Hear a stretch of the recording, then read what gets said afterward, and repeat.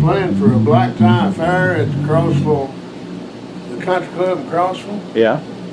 And when I got there, the lady who booked me, I said, is there anything in particular you want me to sing or don't want me to sing? I always give people a chance to tell me whether or not they think that gay dog will piss somebody off.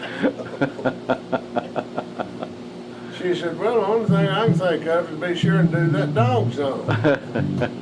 So when I got through, they said, would you stay for some questions? I said, yeah. And the first guy got up and walked around behind his chair, picked up his chair and scooted it back under the table, which was body language for I'm fixing to make a long speech.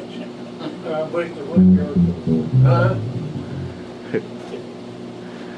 And he did. He made a long speech. He said, you know, Mr. Roberts, we enjoyed your program tonight. You have a lot of good humor in there, but he said it would be my suggestion that you delete the dog song from your repertoire. He said, a lot of us have gay children or gay friends, and we think it's offensive. And boy, a guy jumped up way over in the extreme left corner, and he started walking that way toward this guy.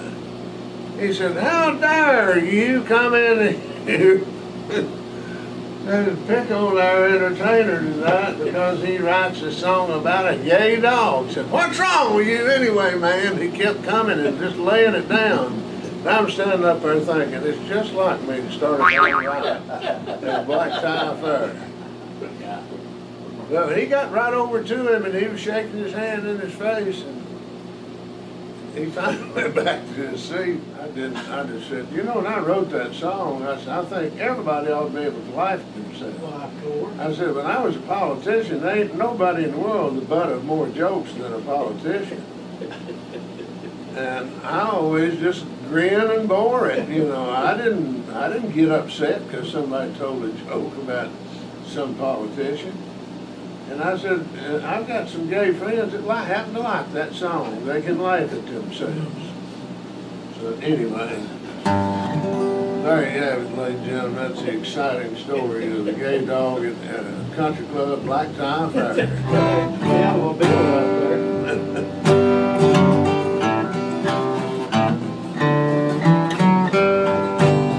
This dog, and his name was Spike. He was a big old dog, but he wouldn't bite. And when the female dogs come around, Spike played dead. One day I was attacked with this little old fice, so I turned him loose and said, sit him, Spike. He ran up to that little fice, and here's what he said. Arf, arf. And a big old wowsy, wowsy. And if I don't get it, woof to you, ugly, lovely, and a big old wowsy, wowsy. My name is Spike, and I think I'm gonna like you.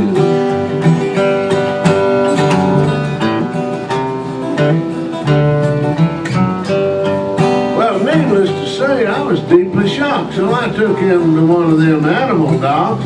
He said all Spike needed was a female friend. So I bought this beautiful St. Bernard and I turned him loose out in the backyard, and when she licked Spike on the face, here's what he said. Arf, arf. And a big old wowsy, wowsy. And if I don't get it, woof woof to you, hurtly, lovely, and a big old wowsy, wowsy. If you think I'm that kind of dog, I got news for you.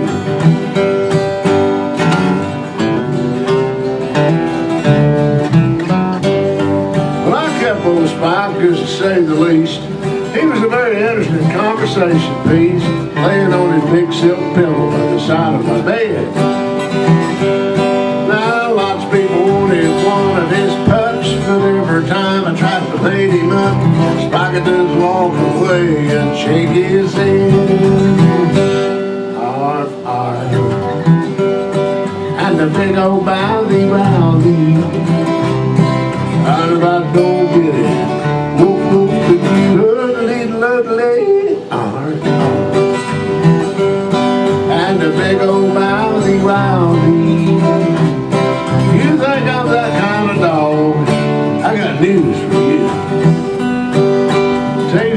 else, you're going to have to do something about that cold, cold nose.